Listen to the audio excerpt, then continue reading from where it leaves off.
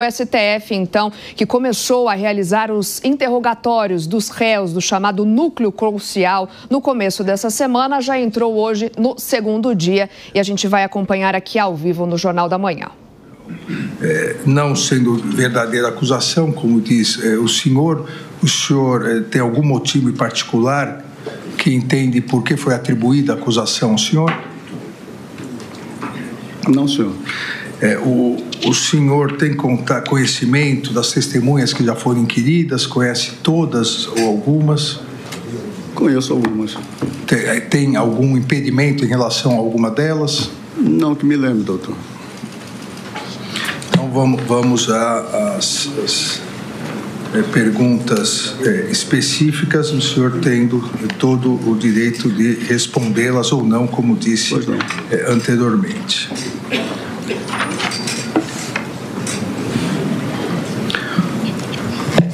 O senhor na polícia foi chamado para interrogatório, mas exerceu o seu direito ao silêncio. Confere? Verdade, ministro. Pronto, certo. O senhor, vamos iniciar. Posso aduzir? Por favor. Eu exerci o direito de ficar calado por orientação do meu advogado, uma vez que, naquele momento, não haviam sido dados a conhecer as acusações contra mim. Apenas eu sabia pelo jornal. Certo, correto. Vamos iniciar, Almirante Garnier, com a reunião do dia 7 de dezembro. O senhor se recorda quem convocou o senhor para essa reunião? O presidente da República, por intermédio, provavelmente, do ministro da Defesa. Quem mais participou com o senhor nessa reunião? O ministro da Defesa, o então ministro, general Paulo Sérgio, o general de Exército Freire Gomes, comandante do Exército à época, o próprio presidente. E, em termos de reunião, foram esses. Não compreendi. Por que em termos antes de reunião? Havia mais alguém, mas não participou da reunião. Porque creio que o coronel delator, ele entrou, organizou, ligou o computador e deixou o ambiente, é o que eu me lembro. Mais ninguém? Não que eu me lembro. O que foi tratado nessa reunião, Almirante? Essa reunião, havia vários assuntos, né, dentre os quais o principal era a preocupação que o presidente tinha, e também era nossa, das inúmeras pessoas que estavam, digamos assim, insatisfeitas e se posicionavam no Brasil todo, normalmente em frente aos quartéis do Exército, e aquilo poderia trazer alguma dificuldade para a segurança pública, não se sabia muito bem para onde ia aquele movimento. E dentre os assuntos tratados, esse eu acho que ocupou uma boa parte do tempo. E houve uma apresentação de alguns tópicos de considerações que poderiam levar a...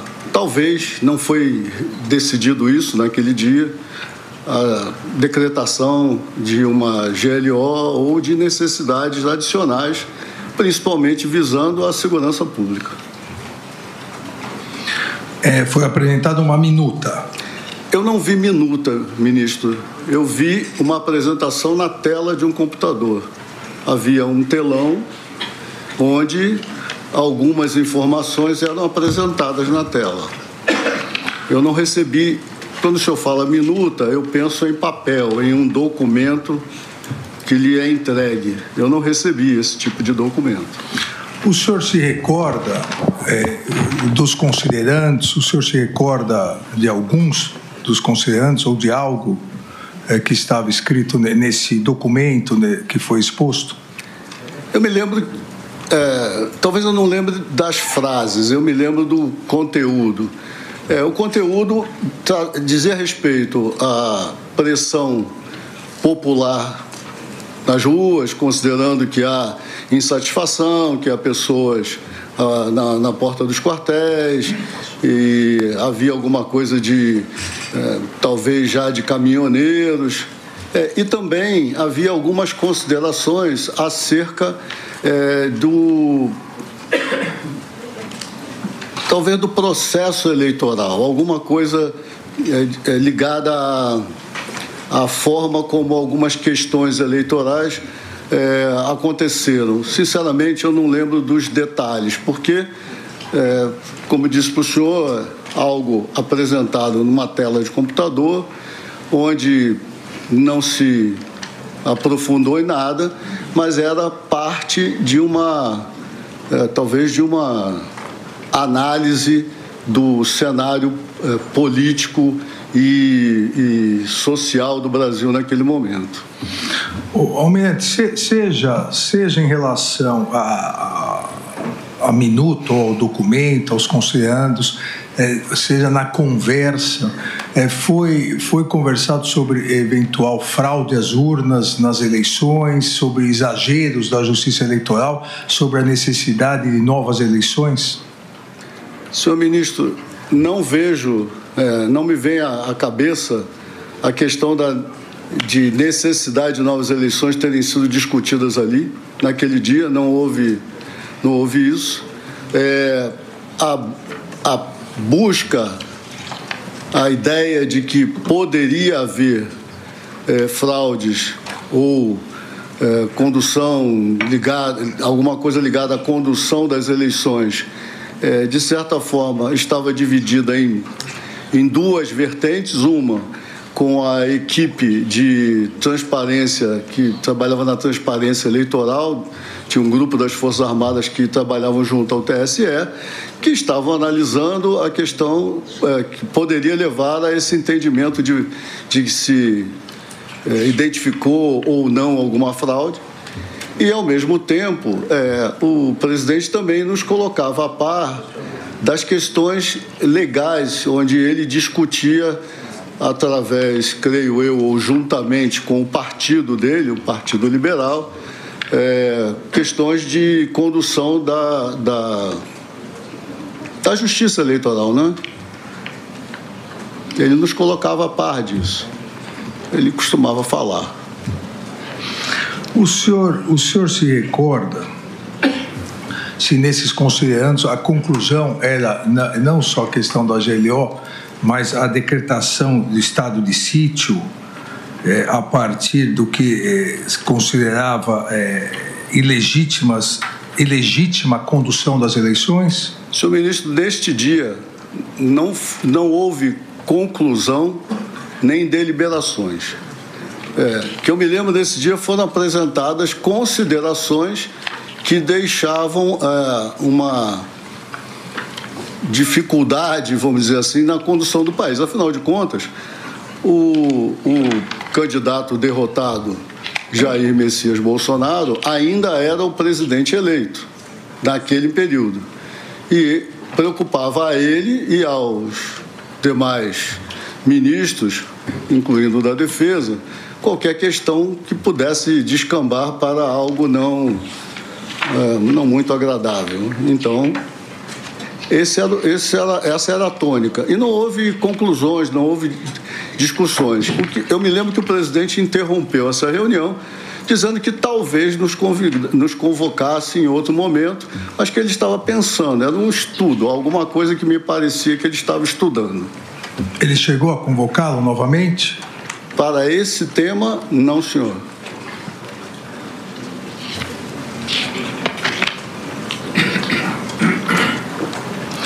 O senhor provavelmente, certamente acompanhou pela imprensa o depoimento do então comandante do Exército, que também estava presente nessa reunião, o general Freire Gomes, e do comandante da Força Aérea, o brigadeiro Batista Júnior.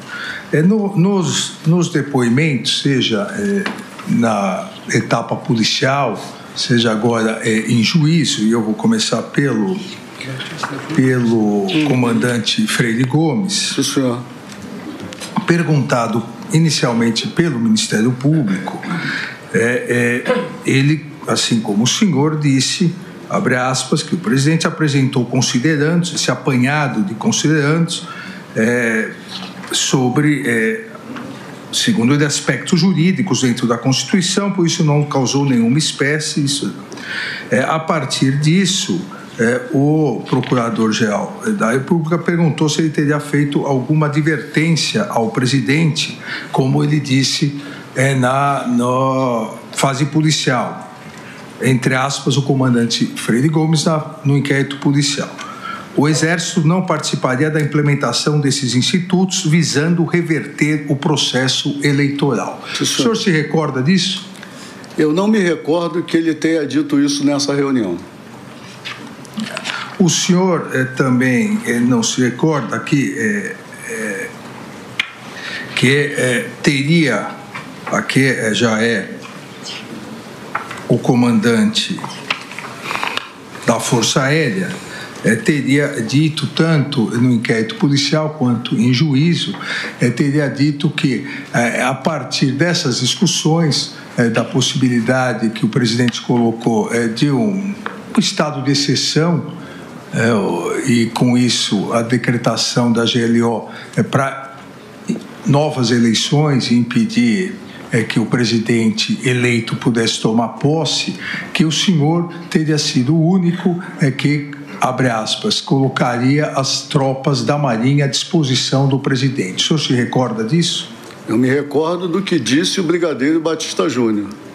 E isso não ocorreu? Não, senhor. Em primeiro lugar, o brigadeiro Batista Júnior não estava presente nessa reunião. O comandante Freire disse, perdão, verdade. O comandante, o general Freire Gomes estava presente. Gomes, isso. Ele disse que o senhor teria sido o único que colocaria as tropas da Marinha à disposição. Isso ocorreu ou não? Não, senhor. Não ocorreu. O senhor nem tocou nesse assunto. O senhor vai ter essa oportunidade. O senhor não tocou nesse assunto. Senhor ministro, como eu lhe disse há pouco, não houve deliberações, nem o presidente não abriu a palavra para nós. Ele fez as considerações dele, expressou o que pareciam para mim mais preocupações e análise de possibilidades do que propriamente uma ideia ou uma intenção de conduzir alguma coisa em uma certa direção.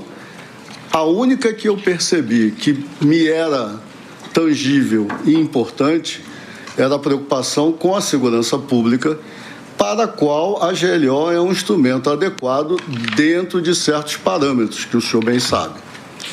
Então, eu, como é normal na minha atitude, eu me atenho às minhas funções e às minhas responsabilidades.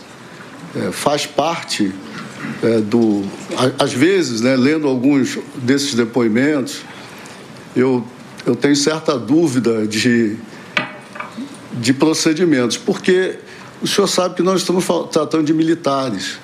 A Marinha é extremamente hierarquizada e nós seguimos bem à risca o Estatuto dos Militares. Então, eu não vejo espaço. O Estatuto dos Militares diz que a um subordinado é dado apenas o direito de pedir por escrito uma ordem que ele receba e considere flagrantemente ilegal. Então, até que isso aconteça, para mim, ilações, discussões, eu vi aqui coisas como conversa de bar. Eu era o comandante da Marinha, eu não era assessor político do presidente. E eu me ative ao meu papel institucional. O senhor disse aqui anteriormente, duas, três respostas atrás, em relação à questão das eleições, das urnas, que a questão estava sendo tratada na comissão de transparência que as Forças Armadas faziam parte. Perfeito. A Marinha fazia parte dessa comissão? Ministro, se não me engano, a Marinha tinha 2 oficiais superiores nessa comissão. O senhor se recorda das conclusões dessa comissão? Muito genericamente, porque a comissão foi conduzida mais diretamente pelo Ministério da Defesa. O que nós fizemos como comandante de força, bom, eu até vi o depoimento do Brigadeiro Batista Júnior, que ele disse que se envolvia, dialogava com o pessoal dele. No caso da Marinha, o que eu fiz foi alocar pessoal como solicitado pelo ministro e aguardar que os trabalhos fossem concluídos. Então, havia lá, se não me engano, 2 militares, 2 oficiais superiores, salvo engano, e me lembro que foi expedido um relatório final, que nós lemos, o ministro nos deu a conhecer, sim. O senhor era crítico às urnas eletrônicas? Não, senhor. Há uma declaração do senhor na mídia, dia 14/5/2022, às vésperas. 14 de maio de 2022, sinalizando apoio. E o senhor agora mesmo disse corretamente que os militares devem ser até o seu papel institucional, e o senhor não é conselheiro político, não era conselheiro político do presidente da República. O senhor deu uma declaração sinalizando apoio às falas do presidente, então presidente Jair Bolsonaro, sobre a auditoria nas urnas eletrônicas, dizendo, abre aspas, como comandante da Marinha, eu quero que os brasileiros tenham certeza de que o voto deles vai valer, de que quem eles colocarem na urna vai ser contado e que eles escolheram de uma forma limpa, transparente. O presidente da República é meu chefe, é o meu comandante, ele tem o direito de dizer o que ele quiser. Isso durante a inauguração da estátua Almirante Tamandaré. O senhor se recorda disso? Perfeitamente, ministro. Essa é a posição institucional do comandante da Marinha? Senhor, mas eu disse mais do que isso. Talvez o senhor tenha a reportagem completa. Por favor. Na verdade, não me foi perguntado se eu concordava ou não com o presidente Bolsonaro. O que eu disse é que o presidente, assim como qualquer outro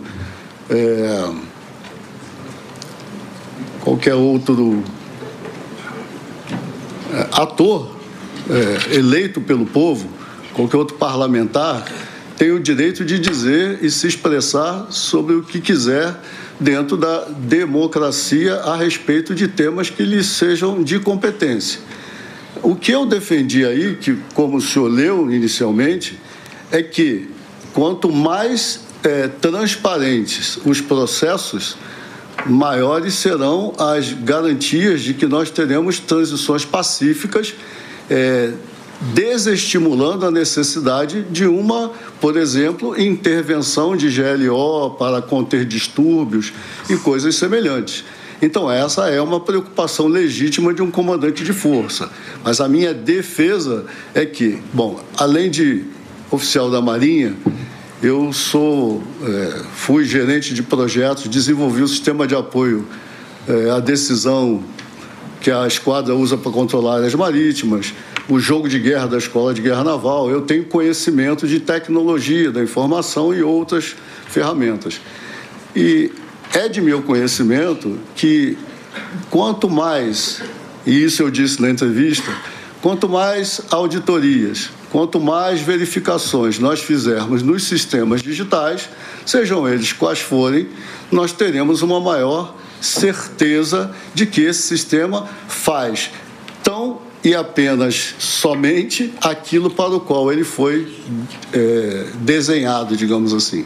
Então, essa é a tônica da entrevista que eu dei, porque me perguntaram o que eu achava disso ou daquilo. Então, eu não fui dizer que eu concordava com o que o presidente Bolsonaro disse. Eu disse que ele, como qualquer outro, poderia dizer o que quisesse. E muitas pessoas diziam muitas coisas. O senhor sabe disso. Sim. Então, a minha defesa era que quanto mais auditoria, quanto mais verificações, melhores seriam os resultados para todos os brasileiros, que eu tenho certeza que, inclusive, é o desejo do Tribunal Superior Eleitoral. O senhor disse agora que o senhor é especialista em tecnologia. Fui um dia. Foi uma vez especialista, como se diz nas Forças Armadas, é eterno comandante. O senhor acompanhou a comissão as Forças Armadas encontraram alguma fraude, algum problema nas urnas eletrônicas? Não que tenha chegado ao meu conhecimento. O senhor se recorda do relatório final que foi apresentado pelo ministro da Defesa, o aqui presente, o general Paulo Sérgio? Eu me lembro, no geral, do relatório. Sim, lembro. Houve um relatório, o ministro nos deu a conhecer, nós conhecemos, lemos, achamos conforme. O senhor tem conhecimento que logo após o primeiro turno das eleições, o Ministério da Defesa entrou em contato com... O senhor tem conhecimento que logo após o primeiro turno o relatório já ficou pronto? Eu tenho conhecimento, senhor ministro, eu tenho conhecimento de que houve diligências, houve testes, enfim, e que conclusões desses testes já tinham sido ou vinham sendo apresentadas ao ministro. Contudo, entre o primeiro turno e o segundo turno, mais, não sei se novas ou mais, porque eu não acompanhei isso tão de perto, o sistema seria novamente utilizado. Então, sim, eu tenho conhecimento de que houve um resultado, vamos chamar de parcial, e que o resultado final seria obtido após o término do uso dos equipamentos e do sistema eletrônico de votação. Então, concordo com o senhor, com a sua pergunta, sim. Eu tive conhecimento de que houve a apresentação de um resultado que acho que foi classificado de parcial. O senhor sabe, eu saberia dizer... por que após apresentar esse relatório aos comandantes e marcar uma reunião para entregar ao Tribunal Superior Eleitoral, isso foi adiado? O senhor sabe se o então ministro da Defesa sofreu alguma pressão do então presidente Jair Bolsonaro para não entregar e aguardar? Não, senhor, não tenho conhecimento disso.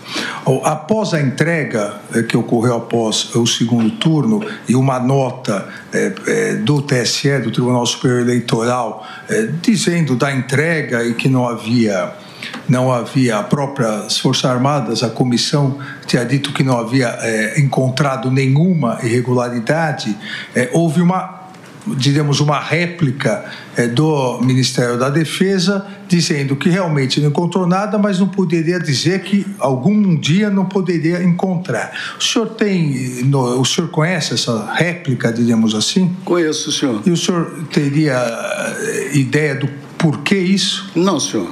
Não sabe se houve alguma pressão ao Ministério da Defesa? Não, senhor, eu posso especular com o senhor aqui. Não, se o senhor não sabe... Não, porque eu não sei, não tenho essa informação, mas eu posso especular. Qual seria a sua especulação? A minha especulação, senhor ministro, é que, como lhe disse, conhecedor de auditoria em sistemas, né, não esse, mas outros, né, da Marinha mesmo, quando o senhor faz uma pesquisa, o senhor sabe que esses sistemas eles têm milhões de linhas de código. Eles têm milhões de rotinas. Então, quando o senhor testa o sistema em determinado cenário ou por determinado período, o senhor pode, eventualmente, não exaurir tudo o que o sistema pode fazer. Talvez tenha sido por aí. Então, o senhor não pode, a priori, afiançar alguma coisa. Mas o fato é, a auditoria em si... ela não demonstrou nada e acho que o relatório consubstanciou isso. É só uma especulação. Almirante, eu queria tocar num outro assunto que à época foi muito divulgado pela mídia. No dia em que seria votada a emenda constitucional para introdução do voto impresso, pelo rosto do senhor, o senhor já sabe qual vai ser a pergunta. No dia em que seria votado, houve uma novidade. O senhor foi à Marinha, e o senhor como comandante, o senhor foi entregar um convite ao presidente da República salvo engano, com 3 blindados. Não se lembra se eram 3, 4, com alguns blindados da Marinha. Eram mais do que isso. Que até naquele momento alguns estavam meio esfumaçados, né? O senhor se recorda, por isso deu muita repercussão, mas isso foi, naquele momento, até pela novidade, isso foi entendido como uma pressão ao Congresso Nacional, porque foi exatamente no momento em que se debatia na Câmara dos Deputados e seria votado.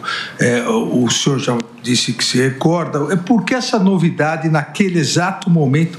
Os chineses dizem que coincidências não existem.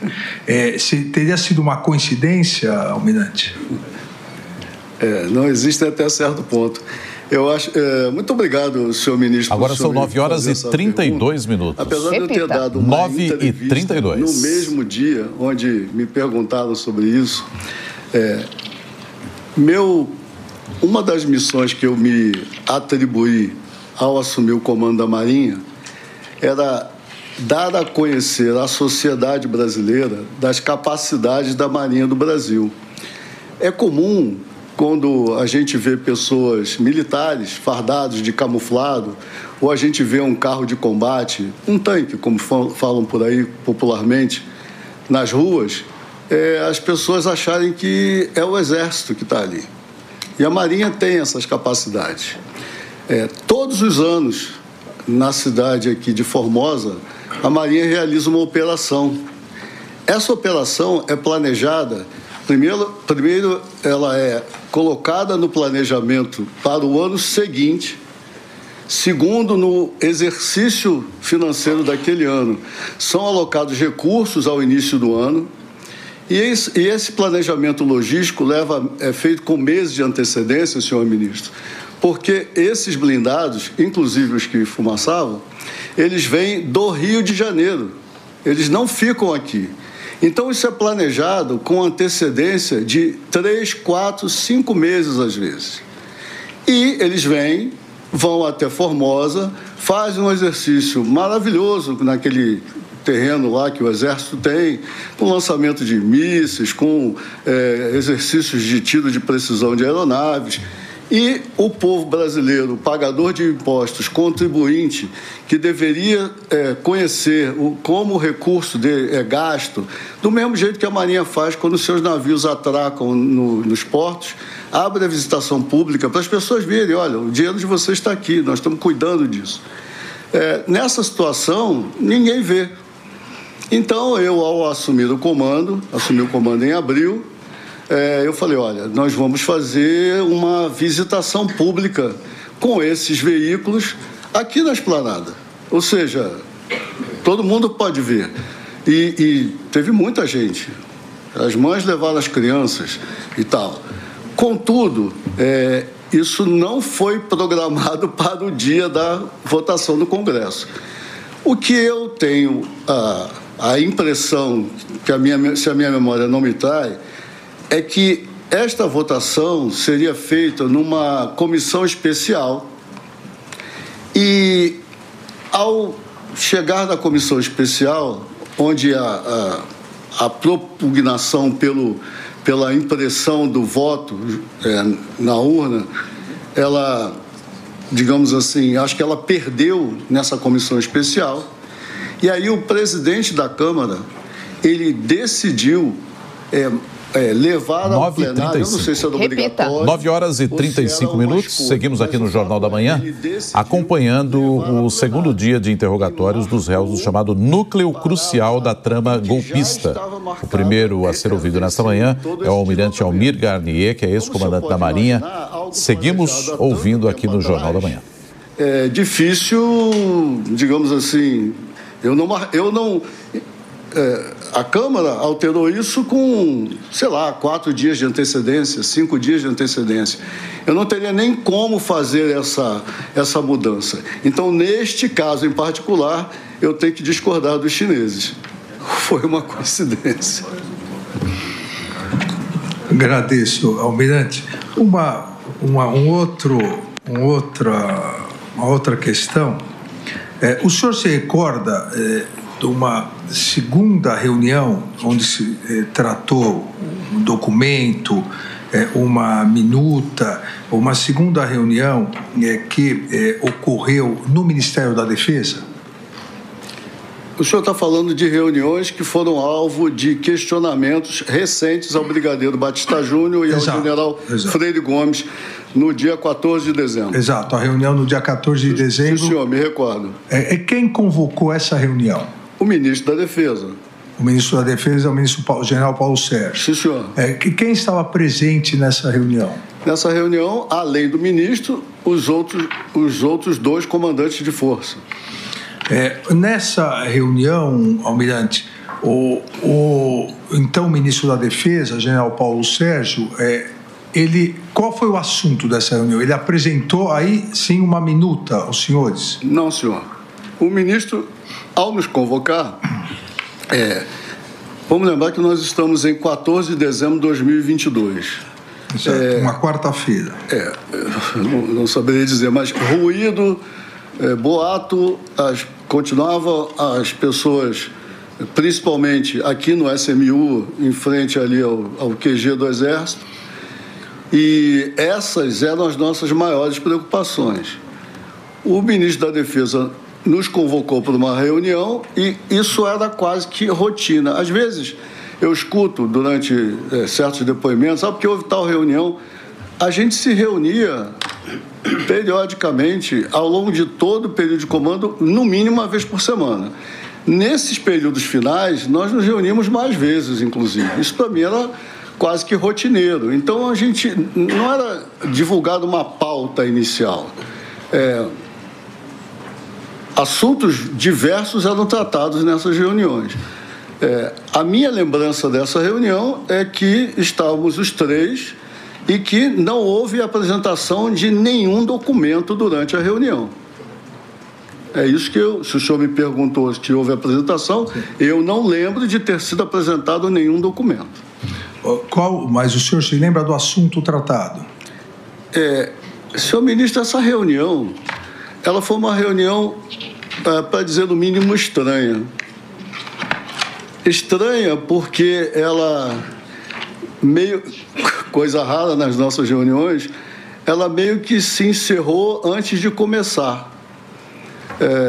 Eu fiquei com a impressão de que eu tinha chegado um pouquinho depois dos outros dois colegas. Estavam os três sentados, essa é a minha lembrança. Quando eu entrei, eu já percebi que tinha havido algum tipo de desentendimento ou de alguma discussão anterior tinha acontecido e a reunião foi encerrada. Eu não tive... O ministro não abriu nenhuma pauta adicional, parecia estar chateado com o desenrolar da conversa e a reunião foi encerrada. Ou seja, eu não tive nem participação ativa nenhuma nessa reunião porque eu não vi assunto, digamos assim.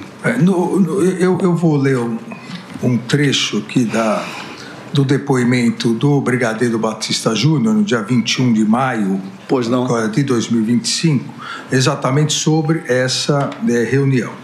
Então, entre aspas, o brigadeiro Batista Júnior. Quando eu entrei, eu fui o último a chegar na reunião. O almirante Garnier estava de costas para mim, o general Paulo Sérgio de lado e o Freire Gomes de frente. Eu entrei e sentei ao lado do Garnier. Imediatamente a reunião começou e o general Paulo Sérgio disse o seguinte: trouxe aqui um documento para vocês verem. E eu confesso ao senhor que não me lembro se ele falou que é no estado de defesa ou um estado de sítio. Eu, raramente, porque eu achava que não existiam os pressupostos básicos e todo esse processo sequer para o estado de defesa. Então, estado de sítio era uma coisa que eu não imaginava que fosse aparecer essa expressão. Ele falou assim: eu trouxe um documento que é para vocês analisarem. Logicamente, com base em tudo o que estava acontecendo, eu Batista Júnior, eu perguntei para ele, esse documento, o documento estava na mesa dentro de um plástico. Falei, esse documento prevê a não assunção no 1º de janeiro do presidente eleito? E ele falou, o general Paulo Sérgio, sim. E aí eu falei, não admito sequer receber esse documento. Não ficarei aqui, levantei, saí da sala e fui embora. O senhor se recorda disso? Eu não me lembro desse diálogo. Não se recorda? Desse diálogo, não, senhor. O senhor se lembra de algum diálogo? Eu me lembro que as pessoas estavam com aquela cara de que comemos e não gostamos.